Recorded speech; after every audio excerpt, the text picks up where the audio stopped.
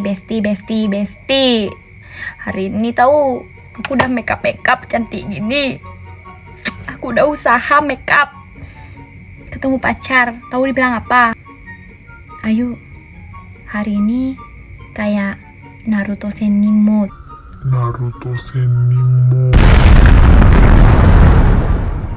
Ladies, tahu nggak Naruto Senimo? Tahu nggak? Tahu nggak? Kayak gini. Emang kayak gini, Oren.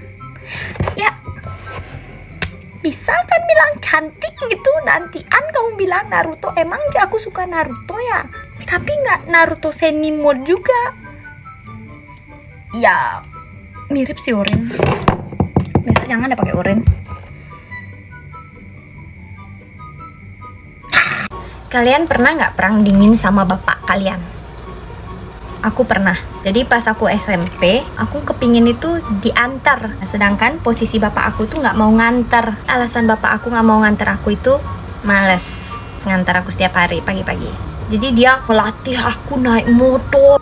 Aku belum mahir, dia udah suruh aku naik motor. SMP lo kan nggak boleh naik motor kan? Aku tuh kepinginnya diantar. Aku buatlah suatu alasan. Bapak, nggak boleh naik motor sendiri. Kalau diantar baru boleh. Atau naik sepeda baru boleh sendiri. Tahu kalian apa besoknya apa yang terjadi? Saking bapakku nggak maunya nganter. Keesokan paginya di garase ada sepeda. Aku terpaksa pakai itu sepeda. Aku pakailah itu beberapa bulan. Aku mencari alasan lagi. Bapak, buku paketnya berat. Nggak bisa naik sepeda, goyang-goyang sepedanya. Bapak aku tidak menyerah. Tidak menyerah. Ada sepeda isi keranjang. Saking nggak mau ngantar anaknya, rela beli sepeda. akhirnya coba aja dari awal aku naik motor ya. Mungkin betisku itu nggak bakal kembung. Jadi aku pernah ketemu Han, tapi nggak tahu itu Han. Jadi aku saat masih kecil, aku itu kan pulang kampung ke Jepang. Aku itu ke rumah bibi aku. Bibi aku itu kakak misan dari ibu aku. Nah di situ aku pinjam toilet. Setelah pipis, aku buka pintu. Seret. Di situ di depan pintu ada kakek-kakek. Kakek-kakeknya itu nunduk. Nunduknya tuh kayak gini guys. Aku kan pendek tuh, gini deh. Gitu. Karena aku adalah anak yang sangat ramah, jadi aku sapa konnichiwa gitu. Kakeknya tuh nggak jawab, dia cuman gitu. Aku kan datang dari kalau toilet sebelah kanan. Kakeknya itu mengarahkan aku itu pergi ke kiri dari toilet. Dia kayak gitu. Nah, aku dengan ganggu ceritaku aja. Ini bagus nih. Dia ngajak aku ke kamar ke kiri. Nah, di kamar kiri itu adalah kamar tatami, kamar tradisional Jepang kayak gini. Aku diajak ke sana, aku mau aja kayak gitu kayak hehehe. Nah, karena kakeknya itu kayak nggak ada ngomong, dia cuma senyum aja. Jadi aku keluarin semua mainan yang ada di tas aku dan aku jelasin satu persatu. Ini Pikachu, ini Eve, ini Pikachu, ini bisa ngeluarin listrik gitu. Sejaman ya, lama aku. Nah, ibu aku yang bingung, ini anak kemana? Dia bilangnya pipis tapi kok nggak kebalik-balik gitu. Nah, akhirnya ibu aku lihat kayak aku di ruangan tataminya itu kan kayak ngapain di sini gitu. Aku jelas jawabnya jujur dong, main sama kakek. Nggak ada si kakek hilang. Ibu aku bilang, kakek yang mana? Paman. Dia bilang gitu. Enggak paman. Ya kali aku nggak tahu muka paman aku sendiri ya.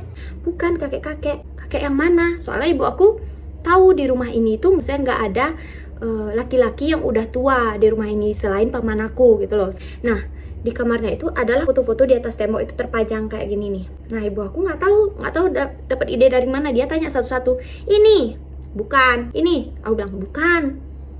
Habis itu sampai di foto terakhir, ini, iya kakeknya itu guys, benar-benar kakeknya itu. Kan baru aja gue habis ketemu sama dia, habis main-main sama dia kan. Bisa aku menjelaskan, mempresentasikan Pokemon di depan kakek itu. Ada foto kakek itu. Aku bilang, iya ini. Ibu aku tahu bilang apa? Udah meninggal. Itu foto kakek nenek-nenek yang sudah meninggal. Jadi dipajang, kan foto kalau orang meninggal kan ada fotonya tuh. Itu fotonya itu dipajang di atas gitu loh. Aku kayak nope. Kalian punya nggak kejadian dirayu-rayu ataupun apa namanya catcalling tuh?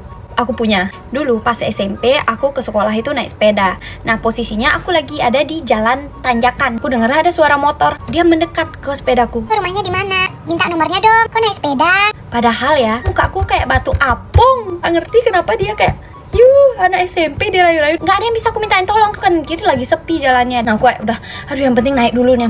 Padahal aku kecapean ya, aku gayuh tuh sepeda kayak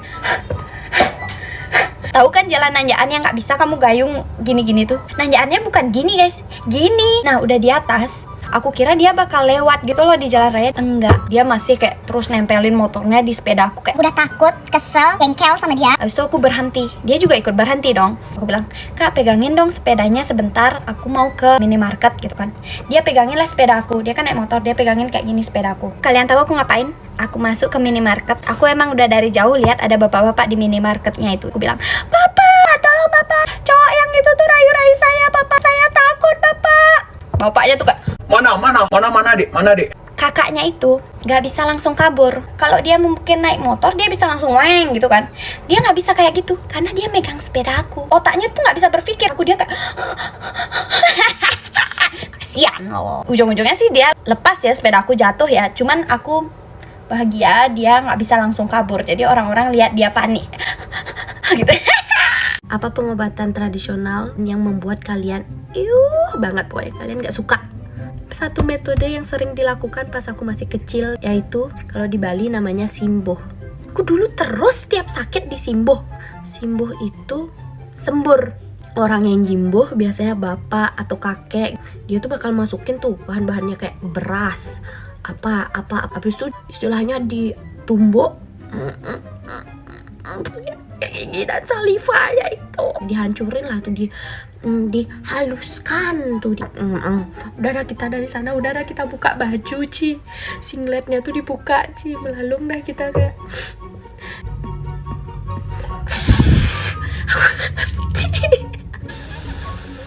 itu tuh disimbor ke badan kita guys. Aku nggak tahu fungsi tangan ini apa, kenapa dia tangan gini nggak sih, gini apa begini. Mungkin biar lebih kecil, biar tembakannya itu lebih pinpoint ya. Yang di simboh itu ada beberapa area kalau aku dulu. Nah kalau punggung masih mendingan. Kenapa? Karena kita nggak lihat. Tapi yang level paling itu di sini. Salahnya adalah saat dia nyimbuh perut, oke di bawah ya. Ini kalau udah sampai sini, level ketakutanmu tuh udah kayak takut kena sini beb. Kita harus terima kita tuh akan disimboh gitu. Setelah disembur tuh ya, hasil akhirnya adalah badan kamu tuh kayak roti kacang. Kayak gitu badan kamu tuh. Woi sih, butiran-butiran kamu tidak tahu itu apa. Tapi itu ampuh le, sembuh kamu. Tapi kalau sekarang aku ditanya mau lagi disimboh, I'm fine thank you and you aja. Sekarang cerita sedih. Benar-benar cerita sedih. Pernah nggak diangkat, abis itu dijatuhkan, tanduk aku sama orang nggak dikenal. Aku mau cerita. Jadi pas aku pulang kampung ke Jepang, aku itu ada di kereta. Nah di kereta itu, di sebelahku itu adalah anak-anak SMA. Mereka tuh bertiga. Mereka tuh liatin aku guys. Liatin aku tuh kayak, dia gak sih? Iya dia. Kayak lihat artis. Wih demen hatiku. Dibilang dikira kayak artis kan. Bahwa orang panik liatin aku. Nah aku tuh kan kayak, ya aku mirip artis. Udah berbunga lah pantat aku ya. Cuman satu anak nyeletuk kayak gini. Bukan gak sih? Soalnya dia hitam dan pendek. Terus kedua temennya yang lain tuh bilang apa? Iya deh, bukan dia deh. Soalnya rasanya nggak mungkin deh. Hitam itu dan sependek itu. Kamu tadi membuat aku bahagia, bilang aku mirip artis. Sekarang kamu bilang aku hitam dan pendek. Aku salah apa? Oke, aku ada cerita. Kalau di Bali itu, kunci kamu nyantol itu motor kamu nggak hilang guys.